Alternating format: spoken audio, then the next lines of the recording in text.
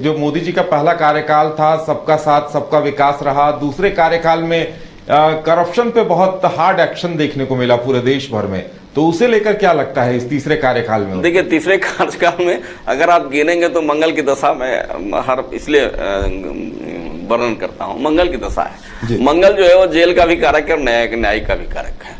तो इस बार जो मंगल की दशा में जो है ना, बहुत ऐसे लोग जो है वो जेल यात्रा ज्यादा करेंगे, गिनती कर लेना पड़ेगा। एक संख्या आएगी कि वो कोटा में आप लोग फिर जोड़ेंगे कि इस कार्यकाल में इतने अब जो है वो भ्रष्टाचारी जेल गए और इस कार्यकाल में इतने भ्रष्टाचारी जेल गए। आज कहते हैं ना मोदी जी की ईडी वगैरह से इतना 1000 करोड़ रुपया आया है जो पिछले सरकारों के कार्यकाल में नहीं आया। तो ये जो है वो संख्या बढ़ेगी और भ्रष्टाचार पर एक बड़ा लगाम जो है वो लगेगा। बिल्कुल, यानी जो बचे खुचे करप्ट लोग हैं उनका नंबर आएगा। मनोज जी, आपसे भी जानना चाहेंगे, ये जो मोदी जी का तीसरा कार्यकाल होगा उसे देश के भविष्य के लिए आप किस तरह से देख रहे हैं और क्या आकलन है आपका?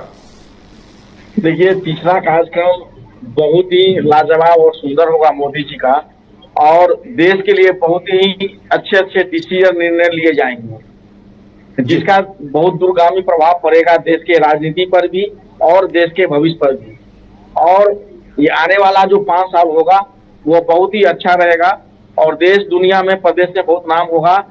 आपने अभी बोला था भ्रष्टाचार, तो भ्रष्टाचार पर तो कड़ा प्रभाव होगा ही, साथ में जो भ्रष्टाचारी हैं उनको भी सजा मिलेगी। हो सकते हैं बहुत नेता आपको जेल में जाते हुए दिखाई दें, बिल्कुल, जिस कारण उनका विरोध भी बहुत होगा राजनीतिक तौर पे, लेकिन पब्लिक उनसे बिल्कुल खुश रहेंगी। और हमें लग रहा है जो ये 5 साल में पीएमओ पे जो है हमारा प्रभाव भारत का बहुत ज्यादा बढ़ेगा। बिल्कुल, दिल्ली में अरविंद केजरीवाल की बात हो, झारखंड में हेमंत सोरेन की बात हो, तो लोगों को ये लगता था कि चुनाव के पहले मोदी जी ने या फिर जो एक्शन हुआ है वो एक बड़ा जोखिम है, क्योंकि विपक्ष इसे मुद्दा बनाएगा कि जानबूझकर जो विरोधी हैं उन्हें गिरफ्त में लिया जा रहा है। लेकिन जैसा एग्जिट पोल बता रहे हैं कि अगर वाकई में 365-385 सीटें आ रही हैं तो ये कोई मुद्दा नहीं था, ऐसा लगता है लोगों के बीच। मनोज जी? बिल्कुल, ये कोई मुद्दा ही नहीं है। लोग, पब्लिक जो है बहुत ज्यादा समझदार हो गए हैं, उनको मालूम है। पहले ये था, माने पूरे देश में एक प्रचलन था, कहावत था, जो नेता लीडर जेल नहीं जाते हैं वो कुछ भी अत्याचार कर ले, पाप कर ले, भ्रष्टाचार कर ले, उसको सजा नहीं होगी। लेकिन मोदी जी जब आए तो ये विश्वास दिलाए हैं जो भ्रष्टाचारी होगा उसको सजा मिलेगा। तो पब्लिक के अंदर एक पॉजिटिव फीलिंग्स जो है वो मोदी जी की तरफ से आया है और एक बॉन्ड बना है विश्वास का। जो कोई भी हो, वो राजनेता हो या पब्लिक हो या क्रिमिनल्स हो, बड़े बड़े अपराधी हो, यदि गलत करेंगे तो उनको जेल जाना पड़ेगा।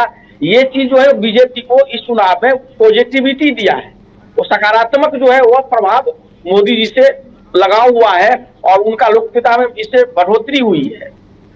तो इस जेल जाने से जो ये विपक्षी जो मुद्दा बनाएंगे, ये गलत आरोप है, ईडी मोदी का है चाहे सीबीआई मोदी का, ये बिल्कुल नैरेटिव जो है विपक्ष का फेल हो चुका है।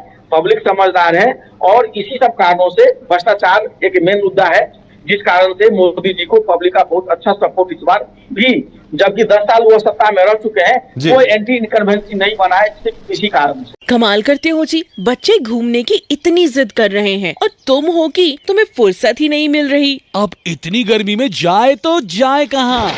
इस गर्मी में मस्ती और फन का आ गया है परफेक्ट डेस्टिनेशन, वाइल्ड वादी, जहाँ है water park, bird park, flower park, trampoline park, amusement park, 250 feet लंबा, जिप लाइन और क्रिकेट स्टिमुलेशन का खूबसूरत नजारा। वाइल्ड वादी, 10 माइल चौक, रांची। वाइल्ड वादी यानी अनलिमिटेड फन और अनलिमिटेड मस्ती।